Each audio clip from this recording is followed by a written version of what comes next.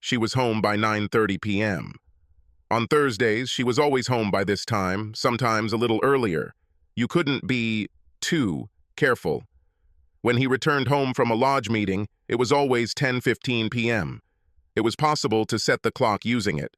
Her father got him into this, and he only did it to please both of them. But after joining, he discovered that he liked the civil service aspect of it. He was so good at organizing charity and community events that he was nominated and elected to the Board of Governors. As chairman of the scholarship committee, he worked long and hard to gain support and raise money for the project. Thanks to his efforts, they were able to fund 2 scholarships per year for deserving young people at community colleges. She made sure she was clean and presentable when he came home. Sometimes she went to bed, but more often she waited for him, and they talked about the day, how the scholarship fund was going, about the usual things that married people talk about before going to bed. Sometimes they made love, but usually they just cuddled until they fell asleep.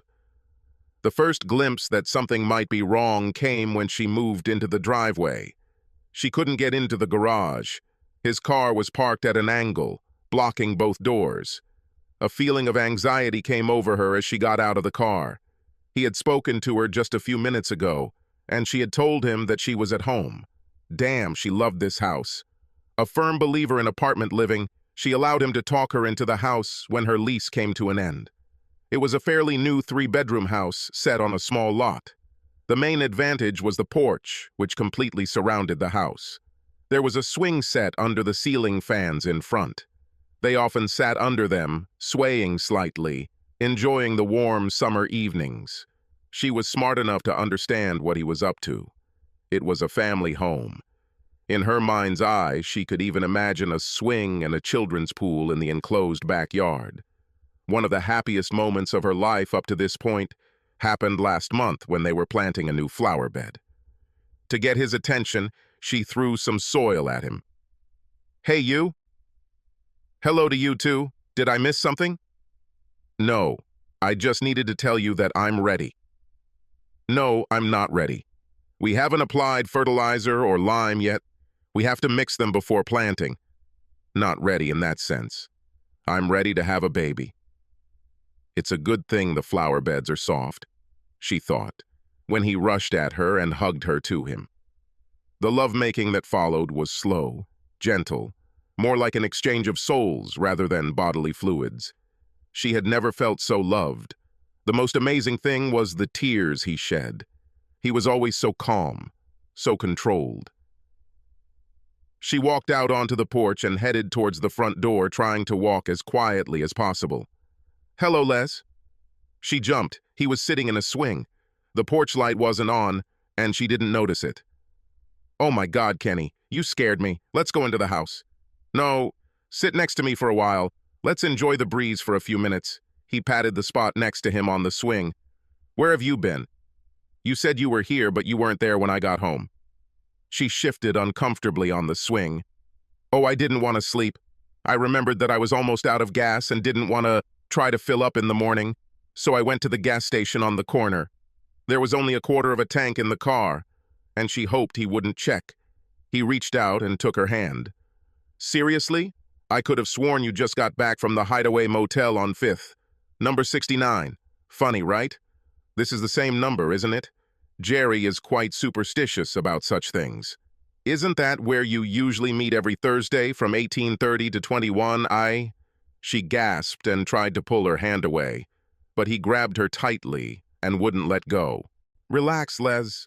I'm not going to hurt you, but I want you to promise to listen without interrupting. I promise that when we're done, it'll be your turn to talk and mine to listen. Will you do this for me?" "Fine." She hunched over, curled up into a ball, and sobbed loudly. He continued speaking in a quiet, toneless voice. "When I first learned about this, I refused to believe it. One of your friends saw you. No, I don't know which one. She sent me a letter from a public account. At first I ignored him, but the seed was sown, and it grew, creeping into the crevices of my brain until I finally had to get rid of it by refuting it. Then I checked. I asked a friend to look after the house for me. Do you have any idea how humiliating it is to ask someone to do this? especially if he is a friend to both of us. This favor may have ended my friendship with him. It was terrifying to watch him struggle with his emotions as he laid out the case to me. He even had pictures of you and Jerry going in and out of the motel room, including kissing hello and goodbye. Luckily for us, he doesn't know who this person was. Now he tries to avoid me. I think the pain he saw on my face that day is what he sees now, every time he looks at me. Small sobs escaped her lips. She tried to speak, but he gently placed his fingers on her lips. Hush. You promised to listen first. He pressed his fingers to her lips until he felt a slight nod. Fine. I'll try not to delay too long. The porch light was off. The only illumination of the stage was the light penetrating through the living room curtains. Although he continued to speak in a calm, even tone, his face was a mask of pain and suffering. But in the darkness, she could not see it. When he showed me the photos, I swear the sound of my heart breaking nearly deafened me. Literally, my ears were ringing. But after thinking about it, I felt like I should know why. Why would you two do this to us? For the first time in all his time, his calm was broken, and a shuddering sob escaped. He breathed deeply for a minute, fighting for control of himself. Your own sister, Leslie, how could you? When your mother died, she took you in and practically raised you. You should know that at 15, the last thing she would want is to be responsible for a 9-year-old child. But she did it. I missed dates, dances, school events to be near you. Your dad told me that 1 year's money was so tight that she gave up Christmas so you could have something under the tree. She loved you more like a daughter than a sister. You know she'll find out eventually. Even if she deserves the truth, I will never tell her. I love her too much to hurt her like that. Maybe she can forgive Jerry, she's the best woman I know, but to forgive you less, I don't know if her heart is that big. Tears rolled down her cheeks, gaining speed and volume as she realized for the first time the consequences of her actions. She remembered feeling the elation and self-satisfaction of having a secret, of getting away with something. Now it seemed so childish to her. Her mind was already searching for ways to fix the situation, desperately hoping that she could make things right. How could she be so stupid? But deep down, she knew that he loved her so much that he would forgive her anything. It was her anchor, her rationalization, that even if she was caught, he would never leave her. For the first time, doubts crept into her soul. I should have known, Les. Why? It was consuming me. That's why I put a bug in your purse. Remember that cute little flashlight I bought for you? It was also a voice-activated voice recorder. It's amazing what you can find online these days. Do you know what struck me? There was no spark between you. It was like, we're here, let's just have sex so we can go home to our families. Once he even called it a quick bite, and you giggled and agreed. If it meant so little to both of you, why did you do it? Oddly enough, it gave me hope. If it meant so little, then perhaps it would all end soon. If that happened, I would take my knowledge of your affair to my grave. I had a plan. I was going to change my habits, make it difficult for you to continue your meetings. I thought that if it meant so little, and I made it difficult for you to meet, dropped enough hints to scare you, you two would just give up. I even removed the recorder from your purse. But then I did something stupid. I listened to it. Do you want to know why I cried when you said you were ready to have our baby?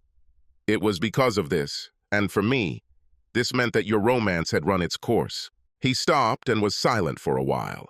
He took her hand and rocked her a little, shushing her when she tried to say something and reminding her that she would have a chance later. After a while, he started again. Then I listened to this damn tape. This was your undoing, Les. I heard you tell him that this was the last time. When he said forever, I swear I heard angels, but these were demons, gnashing their teeth with glee. If you don't remember your answer, I still have the film. He pressed a button on the tape and she heard her world collapse at her own words. Of course not, Jerry. Just long enough to get pregnant. I love him and I want to make sure it's his baby. 2 weeks after the doctor confirms I'm pregnant? You'll be back in the saddle. We might have to date more often. All my friends say pregnancy is a constant turn-on. Just be glad Kenny will be there to take charge." Even in the darkness, Kenny noticed how pale her face had become. Rapid, shallow breathing indicated the onset of hyperventilation. He waited for her breathing to return to normal. "You have no idea what was going on in my heedless. Terrible things, so vicious and vile that I am ashamed that they came into my head. I was going to destroy you, maybe kill Jerry. A slow, miserable, painful death. Finally, I calmed down and thought about everything rationally. I've been wondering what to do for the past 2 weeks. It took me a while, but I came up with the perfect revenge. I bet you're dying to know, aren't you, Les?" She was terrified. "Well, honey, here it is. It was so simple that I don't know why it didn't occur to me before. You won't be able to love me anymore. It will never be Kenny and Les again. From now on, it's just Kenny, just Leslie. We are no longer one. We will never have children. The 2 girls I wanted because I thought there should be more like you in the world will never exist. A little boy with your grace and my height? It will never exist. We will never go to LeMay's classes together, technique for preparing for childbirth. I will never rub lotion on your belly to reduce stretch marks. I will never hold your hand and cut your umbilical cord in the delivery room." Child who? Illnesses, seeing off kindergarten, high school graduation, college. This will never happen. No talking about the birds and the bees, no celebrating sports victories or consoling for defeats, no driving lessons, no loss of sleep when they first start dating, no grandchildren. When your hands shake so much that you can't cut your golden anniversary cake, I won't help you hold on. You will never grieve for me, and I for you, when one of us finally leaves. This house that we both love so much, I refuse the offer to purchase. We will never own it together. He will never keep memories of us. Finally, tears came to his eyes. "You killed us, Les, as surely as if you had put a gun to our heads and pulled the trigger. I've thought about this a lot. I'm tired of thinking, tired of crying, tired of feeling lost and alone. There must be a good woman who is looking for a guy whose only talent is to love her to the end, knowing that his love and trust will never be betrayed. Not next week, not next month, but soon, Les. Soon I'll start looking. She must be here somewhere." He let go of her hand and stood up, absent-mindedly dusting his trousers. "I'm leaving, Les. I already took what I wanted. It was very little. I wanted nothing to remind me of you. I didn't take a single photo of you or us together. I have enough mental images to last me the rest of my life." He reached the end of the porch and turned around. "I hope you find someone, Les. Remember this when you find it. I'm not going to leave town or change jobs, so we'll see each other from time to time. Please don't put us in an awkward position by trying to talk. I'll leave, quietly if I can, loudly and rudely if I have to. One more thing and I'll leave. It's up to you to decide what to tell your family. You started this mess. Handle it however you want. Just don't make me the bad guy. Just say it didn't work out, and I'll support you. Oh, I forgot. One more thing. Tell Jerry to stay away from me. If I'm in a bar, restaurant, or any other public place and he sees me, let him leave. I would never physically harm you, but he doesn't deserve anything, and honestly, I don't even know if I want to control my anger." He was about to get into the car when the shock began to wear off.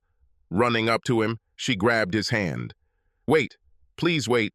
You said I could talk when you finished. Please sit back down. Let me explain. Beg, if necessary. I swear I'll never touch another again." He carefully removed her hand. "Les, never, and I mean never, touch me again. I just did something I swore I would never do to you. I lied. I don't want to talk to you. I don't want to hear your explanations and excuses. I don't want to hear your promises. It's all over between us, Les. You have no idea how sorry I am." He didn't say another word, just got into the car and drove away.